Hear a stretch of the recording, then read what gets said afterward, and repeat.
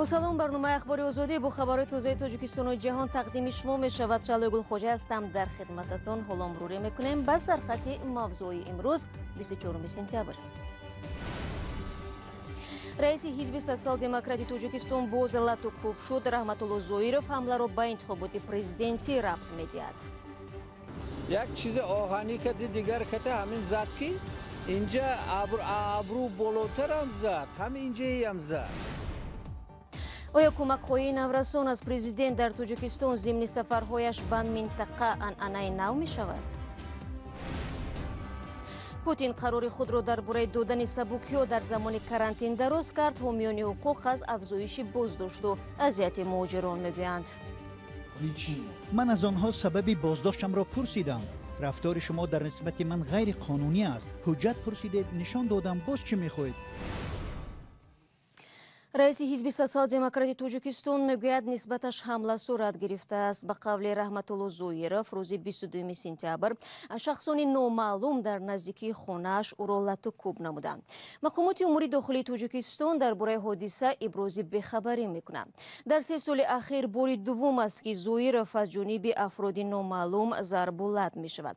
ҳамлаи ахир чӣ гуна сурат гирифт? раиси ҳизби социал-демократ дар суҳбат бо Искандари Фирӯз ва Шаҳлои Абдулло нақл кард. ман ҳаминҷа истодамдам та нигоҳ карда сони худам ча фикр мумкин максимум ман як 2 дақиқа истодам. 2 дақиқа ҳамин акун рафтани будам ё ин тараф ёдама нест, паворот кардани будам, як удар ана ҳамҷа сарба заду гардан бо ман шох шудам. ҳамин шох шудам, даже гашта натонистам, нигоҳ карда натонистам ки ки инҷа. ҳамин ҳамта шох шуда, ҳамин дар ҷоям миоя мекунам. ҳамин дуюм удар як чизи оҳанӣ кади дигар ката ҳамин зад ки инҷа абрӯ болотарам зад, ҳамин инҷаам зад. ана ҳамин чиз фуромад, ҳамин фуромад. ман ҳамин ҳис кардам ки уже аз худ ҳуш рафта истодам.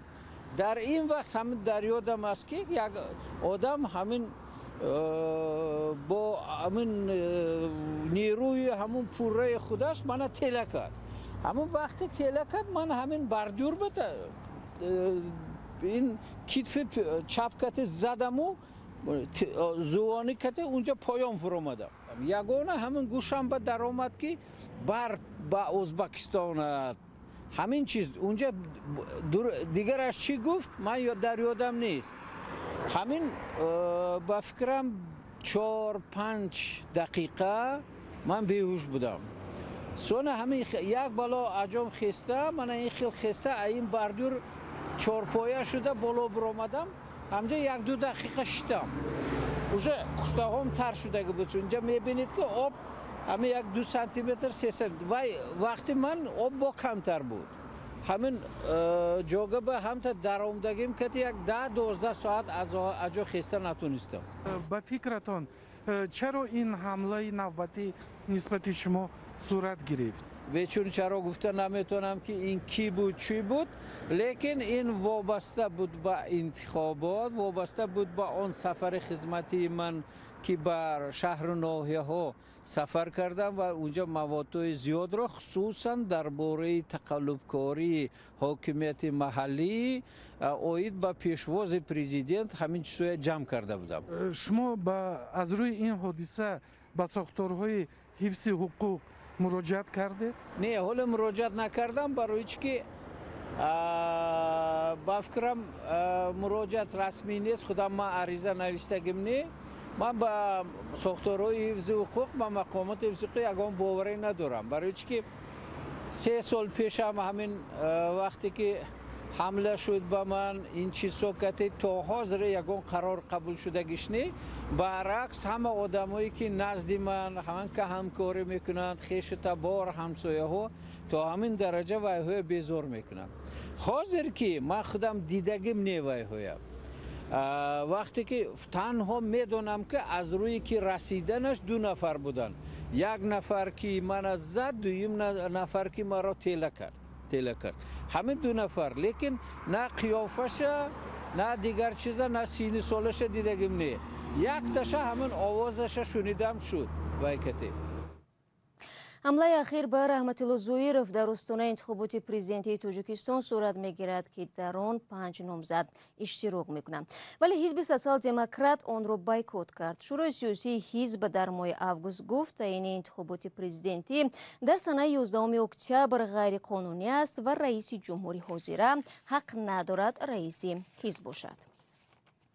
Президенти Тоҷикистон Эмомалӣ Раҳмон мегӯяд ин кишвар тасмим дорад номзадиашро барои увзяити муваққатӣ дар Шӯрои Амнияти Созмони Милали Муттаҳид пешбарӣ намояд. Зимни суханронӣ дар маҷмаи кӯли 75-умини Созмони Милал Эмомалӣ Раҳмон иброз дошт ки бо назардошти таҷрибаи Тоҷикистон дар мубориза бо терроризму экстремизм, гардиши ғайриқонунии маводи мухаддир ва эҷоди сулҳ ин ҷумҳурӣ мехоҳад номзадиашро барои узвият дар Шӯрои Амнияти Созмони Милали Муттаҳид дар солҳои 2028-2029 пешбарӣ кунад. Ба қавли Эмомалӣ Раҳмон, Тоҷикистон талошҳои эҷоди сулҳи Созмони Милалро дастгирӣ намуда дар ин самт саҳмгузор низ ҳаст. раҳбари Тоҷикистон хотир нишон кард ки афсарони тоҷикистонӣ дар амалиёти муассисаҳои Созмони Милали Муттаҳид дар Дорфур, Судони Ҷанубӣ ва шаҳри Абеи Судон иштирок мекунанд. Чанд рӯз мешавад Эмомалӣ Раҳмон президенти Тоҷикистон бо сафари корӣ дар вилояти Хатлон қарор дорад. Одатан ҳангоми сафарҳои раиси ҷумҳур ба минтақаҳо сокинони ниёзманд кӯшиш мекунанд бо истифода аз ин фурсат мушкили худро ба президент расонанд ва ё кумак дарёфт кунанд. Дар ин сафар дар шаҳри Бохтар як хонандаи мактаб дар бораи бехонагии худу оилааш ба Эмомалӣ Раҳмон шикоят кард. Айни чунин ҳодиса 2 ҳафта пеш дар вилояти Суғд иттифоқ афтода буд. Мулораҷаб Юсуфӣ бо тафсилоти бештар.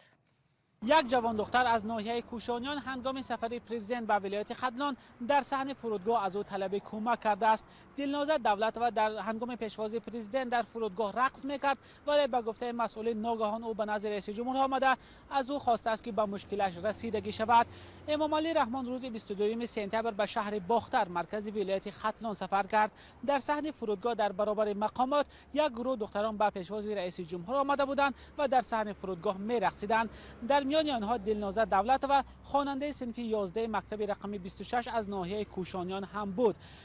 با گفته مسئولین دلنازه دولت و بعد از انجام رقص به نزد رئیس جمهور می آید و درباره مشکل بیخانگیش به پرزیدنت می گوید. با گفته دیرکتور مکتب، دلنازه همراه مادرش در جماعت بوستان قلعه ناحیه کوشانیان زندگی میکنند و خانه زیست ندارند و در منزل اجاره نشین میباشند. پدر دلنازه سالها پیش از مادرش جدا شده است. مقامات تا حال در این باره رسما شرح ندادند، اما مسئولین اداره معارف ناحیه کوشانیان گفتند که به دلنازه دولت و حتما کمک میرسانند. در ماه سپتامبر بار دوم است که ساکنان در جریان سفر پرزیدنت از امامعلی رحمان درخواست کمک میکنند. خاصیت طالبه صنف 10 یکی از مکتب‌های شهر پنجکن هم صبح 12 سپتامبر پیش راه کاروان ماشین‌های امامعلی رحمان پرزیدنت کشور را گرفته نامه دادش را به او رسانید. طور شاهدان عینی گفتند محافظان پرزیدنت پیش راه او را گرفتنی میشوند، ولی پرزیدنت از داخل ماشین اشاره میکند که ماند بیاید. خاصیت نامه‌اش را به پرزیدنت سپرده است و بعد آن او را به حکومت شهر پنجکن میبرند. معمولا رئیس جمهور در جریان سفرها به شهر و مناطق کشور با ساکنان صحبت انجام میدهد، اما بیشتر این صحبت‌ها از مدح و ثنا عبارتند. منتقدان حکومت هم میگویند که به صحبت رئیس جمهور بیشتر آنها راه مییابند که از قبل آماده شدند، اما مقامات چنین چیزی را رد میکنند و میگویند که هدف از سفرهای رئیس جمهور به منطقه‌های کشور شناسایی با وضع زندگی ساکنان میباشد.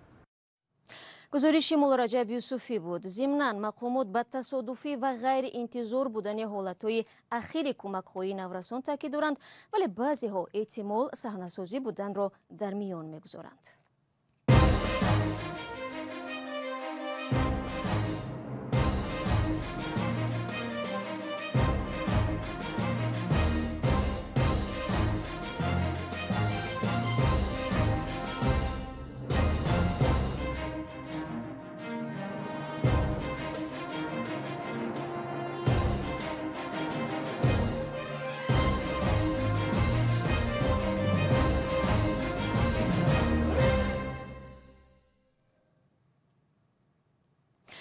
имрӯз билохира Владимир Путин президенти Русия қарор аз 18 апрел дар бораи пешниҳоди сабукиҳо ба муҳоҷирон дар замони пандемияи COVID-19 имзо кард.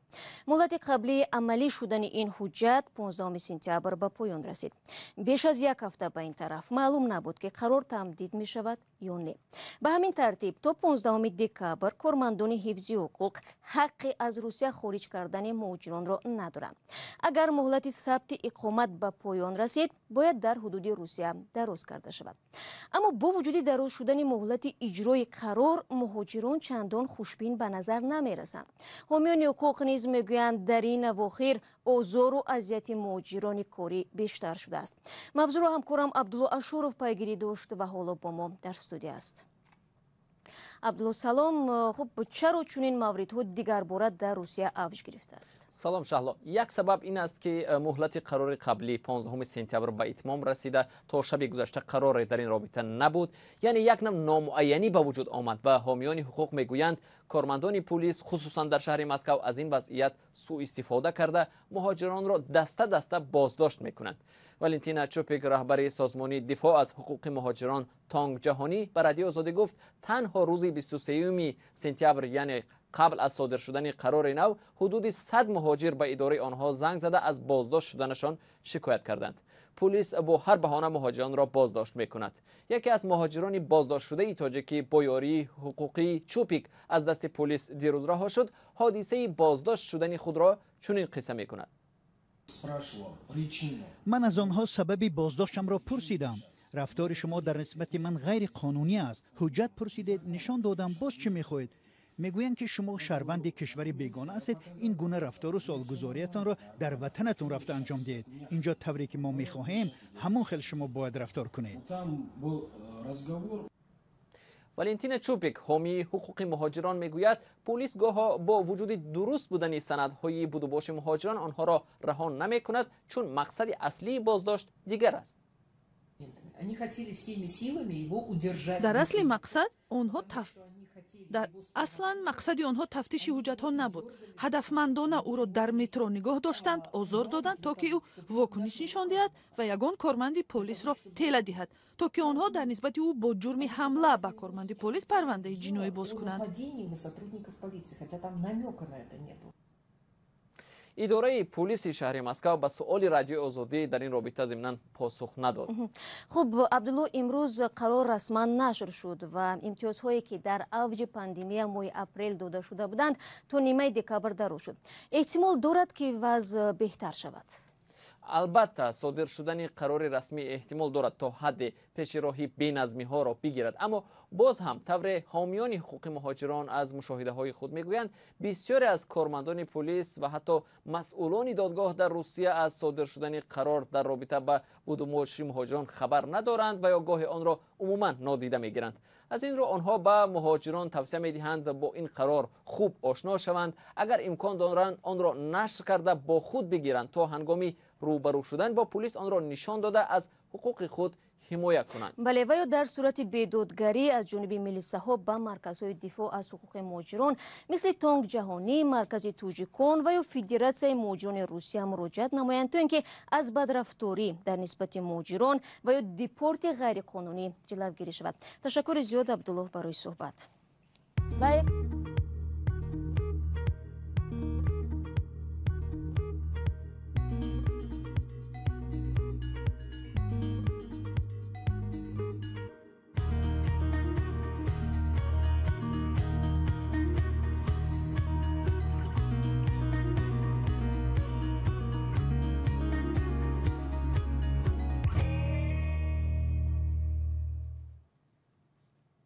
ва аҷонсияи амрикоӣ оид ба рушди байналмилалӣ ё худ ЮСАИД лоиҳаи наверо муаррифӣ кард ки барои 5 сол пешбинӣ шуда беш аз 17 миллион долларро дар бар мегирад. ин тар барои коҳиши маргу мирии модару кӯдак ва норасоии ғизо дар хатлон пешбинӣ шудааст. барномаи нав дар ҳамкорӣ бо Вазорати танрӯсии Тоҷикистон ва бахши беҳдоштии вилояти Хатлон амалӣ хоҳад шуд. вақти барномаи мо инҷо ба поён мерасад. ахбори аз ин бештарро дар сомонаи Радиои Озодӣ зери нишони www.ozodi.org бихонед ва чун ҳамеша наворҳоро дар саҳифаи Озодӣ видео дар YouTube тамошо кунед. хотирнишон мекунам ки фарда субҳ барвақт ҳамаи шумо азизонро дар навиди бомдодӣ бо хабарҳои наву тоза мунтазир хоҳам буд. то он дам худо нигаҳдори ҳар як шумо.